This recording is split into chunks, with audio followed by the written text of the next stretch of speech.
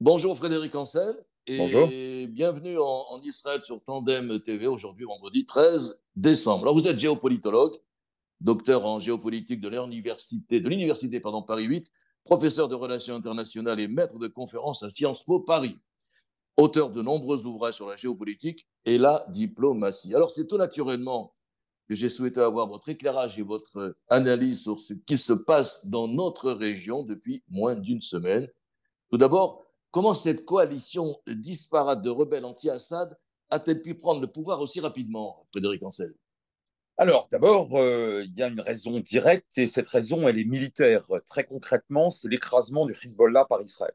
Parce qu'en 2015, 2016, 2017, lorsque déjà le régime de Bachar al-Assad vacillait et qu'il avait failli très concrètement chuter, eh bien, il avait été sauvé exclusivement par deux forces, l'une au sol, qui était composée des militants et des militaires du Hezbollah pro-iranien, et d'autre part, dans les airs, c'était l'aviation russe qui, en bombardant massivement et assez aveuglément d'ailleurs Alep et d'autres sites, avait permis donc à Assad de rester au pouvoir.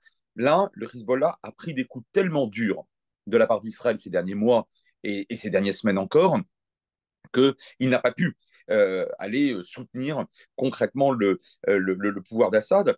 Et la deuxième raison, tout aussi militaire, alors qui n'a pas de rapport direct avec Israël, c'est précisément l'incapacité, l'absence de volonté ou l'incapacité, ce qui revient finalement au même sur le terrain, de Poutine, son incapacité à envoyer à la fois des commandos au sol, comme c'était déjà le cas en 2015, mais surtout son aviation, puisque l'essentiel de ses efforts militaires, évidemment, sont consacrés à la guerre et à son invasion en Ukraine. Donc ce sont réellement, concrètement, d'un point de vue militaire, tactique, stratégique, ces deux réalités assez nouvelles, très nouvelles même, qui ont contribué fortement à la chute rapide d'Assad. Alors, Benjamin Netanyahu a déclaré, je le cite, Israël salue la chute d'un maillon central de l'axe du mal dirigé par l'Iran. Doit-on créditer et remercier Bibi pour la création de ce nouveau Proche-Orient? Alors, d'abord, c'est pas tout à fait vrai. C'est-à-dire que Israël indirectement a fait chuter Assad, donc en écrasant le Hezbollah. Sauf que Israël ne serait pas intervenu contre le Hezbollah aussi massivement si le Hezbollah, sur l'ordre vraisemblable de l'Iran, n'avait pas, dès le 8 octobre, donc au lendemain du grand massacre perpétré par le Hamas, décidé d'une guerre de basse intensité permanente contre Israël. Donc aujourd'hui, Netanyahou peut très bien tenter de recueillir les fruits d'une d'une grande manœuvre pensée depuis très longtemps. Je ne crois pas du tout que ce soit comme ça que ce soit passé, ça se soit passé, pardon. Maintenant, deuxième point, là où il n'a pas tort, c'est qu'on assiste à un vrai renversement, hein. Je ne galvaude pas les termes, hein, en tant qu'universitaire. Donc le renversement, le bouleversement, le changement de paradigme, etc., le carrefour, enfin tout ça, ce sont des termes dont je me méfie beaucoup. Mais je dois vous dire que ce qui vient de se produire à l'échelle de l'ensemble du Moyen-Orient est vraisemblablement le principal tournant depuis 67. Vous voyez, je vais vraiment loin, hein, parce que 67, évidemment, ça a été objectivement un très très grand tournant géostratégique dans l'ensemble de la région, voire au-delà. Alors, c'est pas terminé. La séquence n'est pas terminée, puisque reste encore, bien évidemment, la République islamique d'Iran, qui, pour l'instant, en tout cas, semble durcir encore sa politique, à la fois en interne et en externe. L'Iran a encore quelques atouts, mais fondamentalement, ça dit ce qui vient de se produire, dit quelque chose de la Syrie, dit quelque chose des Assad, des Alaouites, et d'ailleurs du parti basse, hein, dont il faut se souvenir qu'il a été créé en 1945, et dont la dernière coquille vide, mais au pouvoir officiellement, était précisément le régime d'Assad. Ça dit quelque chose de la duplicité et d'une part et d'autre part de la très grande faiblesse de la Russie. Okay, et enfin, ça dit quelque chose, et certainement plus encore à partir du 20 janvier au soir, de la prédominance que je rappelle en permanence contre beaucoup de commentateurs un peu paresseux qui considèrent que les États-Unis s'affaiblissent et ont quitté le Moyen-Orient, ce qui est ridicule, de la prédominance donc des États-Unis et en l'occurrence derrière Israël, y compris bien sûr Joe Biden, qui aura été, quoi qu'il arrive dans les prochaines semaines, l'un des présidents les plus favorables à Israël à tout point de vue depuis la création de l'État hébreu. Donc, on est, oui, vraiment, ce qui vient de se passer est un vrai tournant. Alors, après, Netanyahu, lui, évidemment, enfin, il en dit ce qu'il veut, il l'oriente en sa faveur, mais objectivement, oui, c'est la chute d'Assad dit quelque chose de très essentiel. Alors, que va devenir l'Iran nucléaire maintenant amputé de ses principaux proxys, comme on dit en anglais, Syrie et Hezbollah? L'Iran sera-t-elle la prochaine cible justement Bibi, enfin d'Israël et de Trump et des États-Unis? Alors, je pense qu'on a une conjonction de facteurs, comme toujours, hein, une situation est toujours le fruit d'une conjonction d'évolution et de facteurs. Là, je ne vois pas très bien comment, à partir du 20 janvier prochain, au moment où Trump sera au pouvoir, Trump, dont je vous rappelle que c'est lui qui, en août 2018, avait mis fin à l'accord du 14 juillet 2015 sur le nucléaire, l'accord dit des 5+1 face à l'Iran.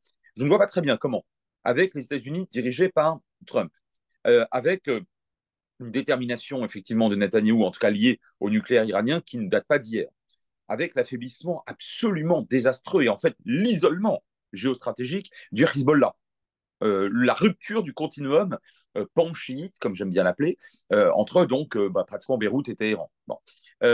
Avec la volonté également, ne l'oublions pas, des Occidentaux, des Européens et notamment de la France, du Royaume-Uni et de l'Allemagne, de voir l'Iran non nucléarisé. Et enfin, la faiblesse très manifeste de la Russie. Cerise sur le gâteau avec une Chine qui, sur le plan nucléaire, est extrêmement conservatrice. La Chine ne veut pas entendre parler de la fin du traité de non-prolifération de 68, hein, qui serait un traité qui serait largement ébréché, sinon cassé par l'obtention par Téhéran de l'arme atomique. Bref, vous avez là un ensemble de facteurs assez concomitants, un peu, vous savez, comme les étoiles qui s'alignent sur un même axe, j'aime bien filer cette métaphore, qui me permet d'affirmer que je ne vois pas donc comment l'Iran pourrait échapper à une négociation visant à terme, d'une façon ou d'une autre, hein, à l'abandon officiel de son programme de nucléarisation potentiellement militaire. Sinon, ce sera la guerre. C'est ça, voilà, justement. Parce que s'il n'y a pas négo, c'est la guerre. Ah, moi, je pense que là, si l'Iran poursuit crânement l'enrichissement de son uranium en vue de fabriquer potentiellement, en tout cas, une bombe atomique, je pense que ce sera la guerre. Je veux dire par là, je ne parle pas de guerre mondiale, je veux dire qu'il y aura Intervention vraisemblablement, militaire. voilà, une intervention militaire absolument contre l'Iran. Finalement, Frédéric Ancel, quels sont les gagnants et les perdants de cette nouvelle donne régionale? Je veux dire, le Qatar et la Turquie seront-ils les garants du nouveau pouvoir en Syrie? D'abord, le Qatar est garant de rien du tout parce que c'est un petit confetti extraordinairement duplice qui, pardonnez-moi l'expression, arrose à peu près tout le monde. Formidable, mais ça traduit en réalité une très très grande faiblesse géostratégique puisque vous avez moins de 300 000 citoyens de cette, sachant que les femmes comptent pour pas grand-chose, donc vous avez environ 150 000 personnes, dont la moitié d'enfants. Enfin, il faut être extrêmement sérieux. Donc le Qatar, en réalité, joue une politique extraordinairement non pas complexe, mais je le répète, duplice. Et je pense que sa géopolitique est toxique à mains égards. La Turquie et Israël sont les vainqueurs de cet épisode. Attention, je ne dis pas que la séquence est terminée. Mais enfin, on a quand même avec la chute d'Assad tout de même un bilan provisoire qu'on peut déjà établir depuis allez, le 7 octobre. On peut remonter un peu avant, parce qu'encore une fois, Assad a été très très durement menacé depuis le début du printemps arabe en 2011, hein, 2012, et en particulier ensuite depuis 2015. Mais en tout cas, si on fait remonter la séquence au massacre du 7 octobre, Israël et la Turquie sont les vainqueurs. Israël pour une raison simple qui n'est pas liée à la chute d'Assad. Parce que Assad, sur le plan militaire, ne représentait plus aucun danger. Pour Israël, c'est même le moins qu'on puisse dire. En revanche, la rupture que j'évoquais il y a un instant du continuum, à la fois aérien, mais surtout terrestre, entre l'Iran et le Hezbollah, chiite libanais, alors ça, c'est vraiment fondamental. Là, on a réellement affaire à un changement de paradigme, pour le coup, de rapport de force très largement en faveur d'Israël.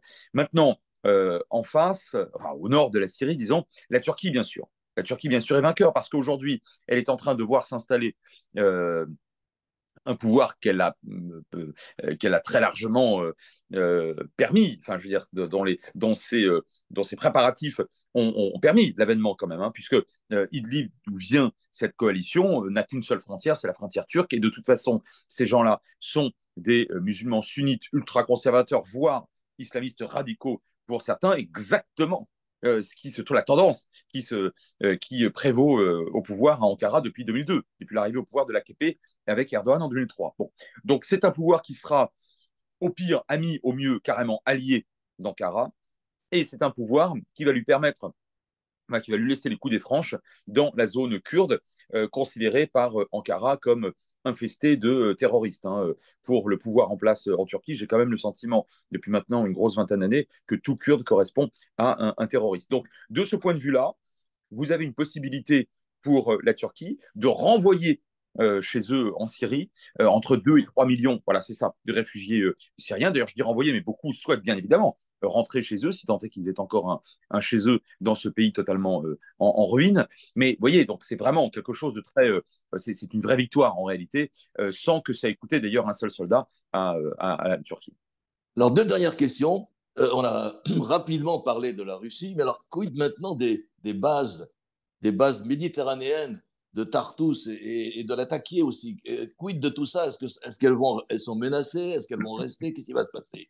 Alors, déjà, elles ont été évacuées de la plupart de leur matériel quand même, donc c'est intéressant de le signaler. Et la plupart des bâtiments de surface, d'après ce qu'on peut en savoir, ont été, au moment où l'on parle en tout cas, ont été évacués. J'imagine difficilement un pouvoir pro-turc islamiste d'une façon ou d'une autre, quel que soit le degré d'interprétation de la charia qui sera imposé aux Syriens. Mais j'imagine mal ce pouvoir accepter le maintien de bases russes. C'est d'autant plus vrai que sur le plan technique, militaire, tactique, aujourd'hui on le sait, la nouvelle coalition a bénéficié d'un certain nombre de renseignements et de matériel ukrainien. Et pour Ah cause. bon? Ah ben oui, mais l'ennemi de mon ennemi est toujours mon ami. Oui, Donc, les évidemment. Oui. Ukrainiens, si vous voulez, ils ont pleine Oui. latitude morale pour jouer. Non, Ils ont été envahis, bien donc sûr. écoutez. Donc voilà. Et de ce point de vue-là, j'imagine vraiment mal de base russe rester crânement en Syrie, alors que le pouvoir ne serait plus, bien évidemment, favorable à la Russie. Alors, une petite nuance quand même. Je ne sais pas ce que Al-Jolani ou ses lieutenants décideront, mais je crois pouvoir affirmer que Poutine est tellement duplice lui aussi qu'il accepterait, moyennant, je ne sais pas, moyennant finance, il n'en a pas beaucoup, mais moyennant d'une façon ou d'une autre l'absence peut-être de coups portés à ce nouveau pouvoir, accepterait un accord qui lui permettrait de conserver au moins l'une de ses bases. D'abord, pourquoi je parle de duplicité, je le rappelle d'un mot, il a été extraordinairement duplice, sinon traître en quelque sorte à l'accord qu'il avait lui-même signé avec les Arméniens lorsque l'Azerbaïdjan a attaqué le Haut-Karabakh arménien en 2020. Bon, donc un, deux, la base en Syrie, les deux bases de Syrie étaient les deux seules bases russes et le pouvoir d'Assad était le seul pouvoir allié sur les deux bassins géopolitiques très fondamentaux que sont d'une part la Méditerranée, d'autre part le Moyen-Orient. Aujourd'hui, si les bases russes n'existent plus, la Russie n'a plus aucune base sur ces deux espaces très essentiels à un moment particulièrement critique par ailleurs. Donc, je pense que Poutine va tenter de rester en Syrie, parce que je ne vois pas très bien d'ailleurs quel autre territoire il pourrait investir. Je sais qu'il s'intéresse au Soudan, mais le Soudan est en pleine guerre civile. Et puis la mer Rouge est une mer aujourd'hui pratiquement occidentale, enfin otanienne, occidentale si vous préférez. La Libye n'est plus un pays, c'est extrêmement compliqué et dangereux. Donc je ne vois pas très bien où est-ce qu'il pourrait ranger ses bateaux. Mais en tout cas, il le tentera, ça c'est sûr. Alors, dernière question, Frédéric Ancel, et merci de répondre avec autant de précision et d'information. L'histoire des Ukrainiens, vous voyez, c'est une info, une véritable info. Alors, les capitales européennes et Israël doivent-ils craindre El Joulani, ancien de Nusra, ancien de Qaïda, ancien de Daesh, et même El Bashir, un véritable frère musulman, doivent-ils craindre donc une islamisation outrancière de la Syrie maintenant? Alors, la réponse est oui, mais oui, parce qu'un islamiste n'est jamais modéré. Ça, il faut bien être très très clair là-dessus.